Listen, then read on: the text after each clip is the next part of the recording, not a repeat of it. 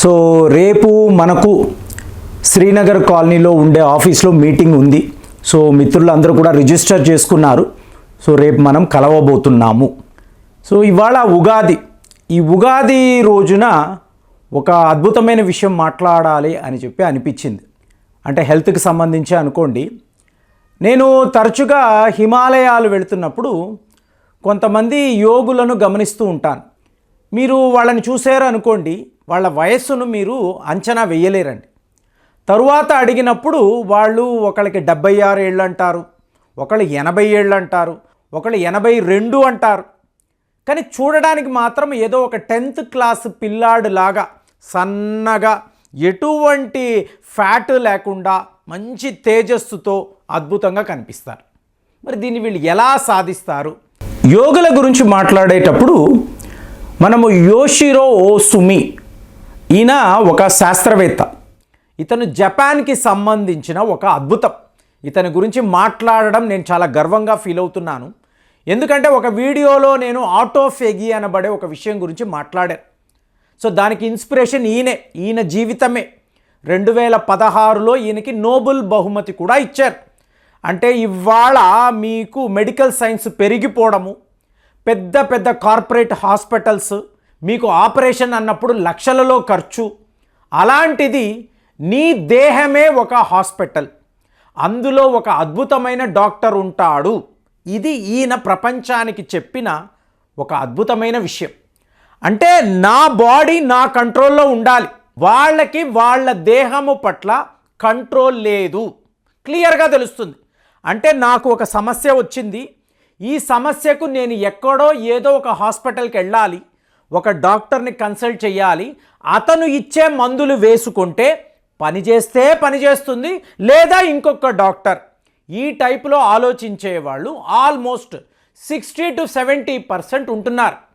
అంతే తప్ప ఇది నా దేహము, నా బాడీకి ఒక ప్రాబ్లం వచ్చింది, దీని సొల్యూషన్ నేనే వెతుక్కోవాలి, బయట కాదు. ఇప్పుడు నాకు రిపోర్ట్స్ పంపిస్తున్నారు, పంపించినప్పుడు మీకు పలానా సమస్య ఉంది కదా అన్నప్పుడు ఏం చెయ్యాలి, ఎక్కడ ఈ మందులు దొరుకుతాయి, ఏ మందు వేసుకుంటే ఈ రోగం నుంచి బయటపడతాను, ఆ మందు నా దగ్గరే ఉంది అన్న నిజాన్ని చాలామంది మిత్రులు తెలుసుకోలేకపోవడం, ఇంక్లూడింగ్ క్యాన్సర్ అండి.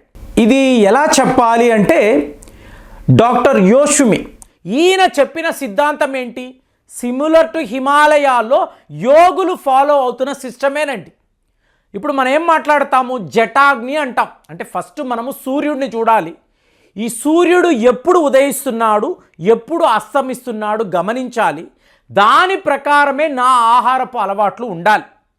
ఇప్పుడు ఉదయము అన్నప్పుడు జటాగ్ని బాగా ఉంటుంది, అంటే ఇన్సులిన్ సెన్సిటివ్గా బాడీ ఉంటుంది.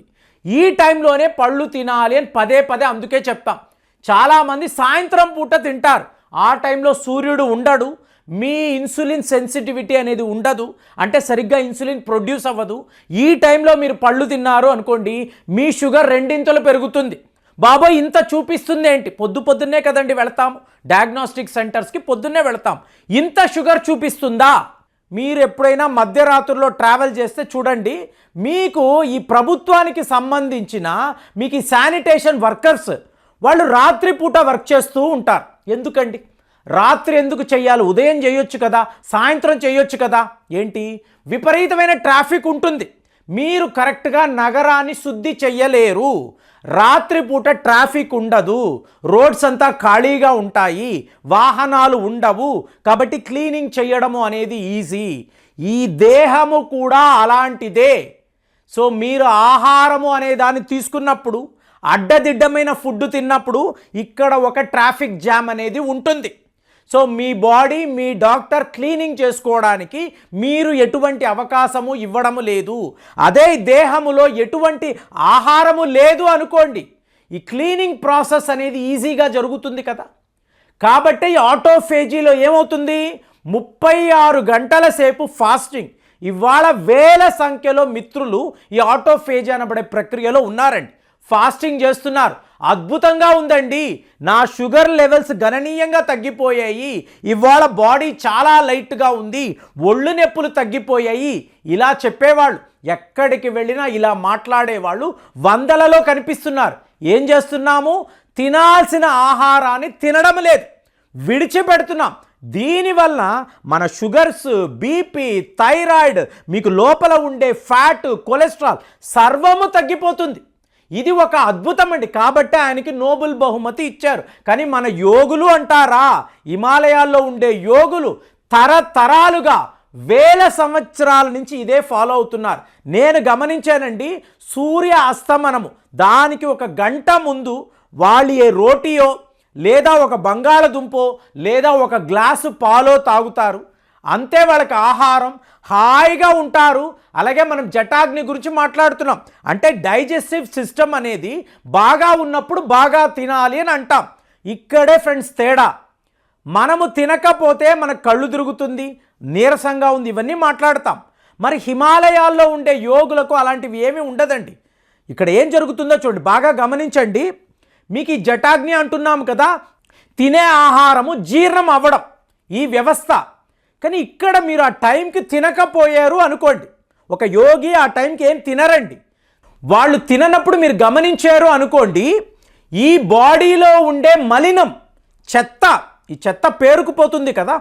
సిటీలో ఎలాగైతే ట్రాఫిక్ అన్నప్పుడు పొల్యూషన్ ఉంటుంది, ఎక్కడ పడితే అలాగ చెత్త విసిరేస్తూ ఉంటారు, మీకు ఎటు చూసినా కూడా పొల్యూషన్ అనేది ఉంటుంది కదా. అలాంటిది బాడీలో నిండిపోయినప్పుడు మీరు ఏమీ తినలేదు, మీకు షుగర్ లెవెల్స్ ఎక్కువ ఉన్నాయి. ఉదయం పూట మీరు ఏమీ తినలేదు అనుకోండి, ఏం జరుగుతుందండి? మీ బాడీలో ఉండే షుగర్స్ మెల్లమెల్లగా డౌన్ అయిపోతాయి. అంటే 300 నాకు ఉందండి, భయంగా ఉంది అన్నవాళ్ళు అక్కడ మీకు షుగర్ 100కి వచ్చేస్తుంది. సో దాంతో మీ బాడీ ప్రాపర్గా పని చేయడం అనేది మొదలవుతుంది. బీపీ ఉన్నవాళ్ళు, హై బీపీ ఉంటుంది, మీ బాడీలో ఎటువంటి ఆహారము లేదు, ఆటోఫేజీ అనబడే బటన్ని మీరు నొక్కారు, నొక్కిన వెంటనే మీ బ్లడ్ ప్రెషర్ అంతా కూడా నార్మల్ లెవెల్కి వచ్చేస్తుంది.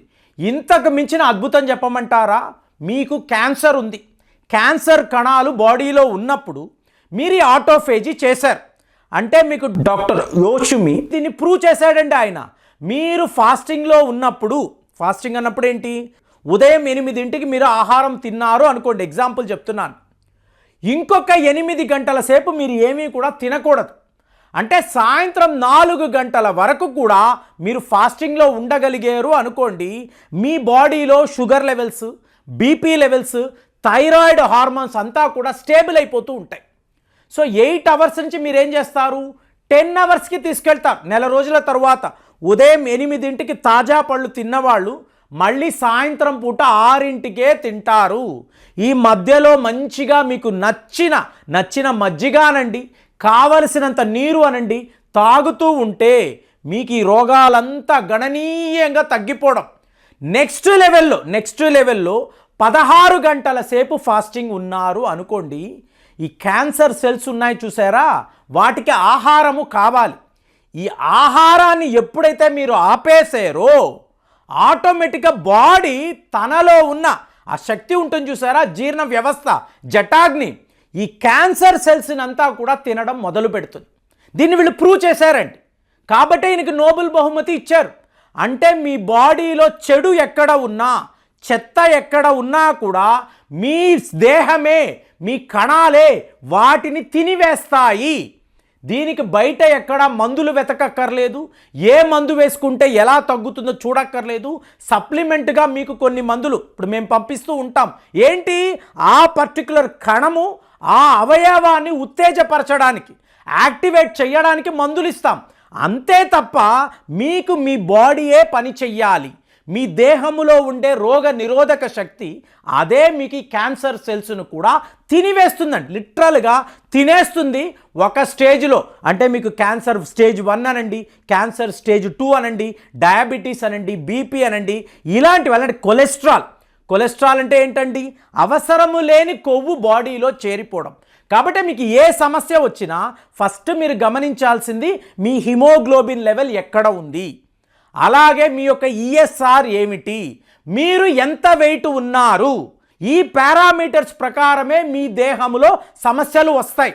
ఇవి లేవు అనుకోండి, మీరు ఓవర్ వెయిట్ లేరు, అలాగే మీ హిమోగ్లోబిన్ ప్రాపర్గా ఉంది, మీకు ఎక్కడా కూడా అవసరమైన మలినాలు అంటే మీ దేహంలో ఎక్కడా కూడా మలినము లేదు, ఫ్రీ రాడికల్స్ అనేవి లేవు.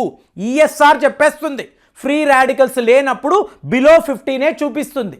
దీనిని మీరు గమనించారు అనుకోండి, మీరు ఫాస్టింగ్ అనబడే ప్రక్రియను మొదలు పెట్టారు అనుకోండి, వారానికి ఒక రోజు మీరు ఫాస్టింగ్ ఉండగలిగితే 8 గంటలు 10 గంటలు 12 గంటలు ఇలాగా ఉపవాస దీక్ష మన యోగులు నేర్పించిన అద్భుతం. ఇది చెయ్యగలిగినప్పుడు మన దేహములో ఉండే చెడు కణాలను మన దేహమే తినివేస్తుంది. ఇలాగ క్యాన్సర్స్ నుంచి, డయాబెటీస్ నుంచి, బీపీ, థైరాయిడ్, ఎక్కడ ఏ తేడా వచ్చినా కూడా మనలో ఉన్న ఈ డాక్టరు, ఈ హాస్పిటల్ సొంతంగా సెల్ఫ్ హీలింగ్ అంటారు, ఈ సెల్ఫ్ హీలింగ్ అనబడే ప్రక్రియ స్టార్ట్ అవుతుంది. ఇలాగ మనం ఆరోగ్యంగా ఎన్నో ఏళ్ల పాటు బతకగలము అని చెప్పి డాక్టర్ యోషిమి పరిశోధనలు చేసి ప్రూవ్ చేసి ఇంత గొప్ప విషయాన్ని మనకు చెప్పారు. ఈ ఆలోచనలు, ఈ పరిశోధనల గురించి ఈ వీడియోలో మాట్లాడాను. మరి మీలో ఎంతమంది ఫాస్టింగ్ చేస్తారు? మరి దీనిని మీరు ఎప్పుడైనా గమనించారా? కామెంట్స్లో రాయండి. మళ్ళీ వచ్చే వీడియోలో కలుద్దాం. జై హింద్.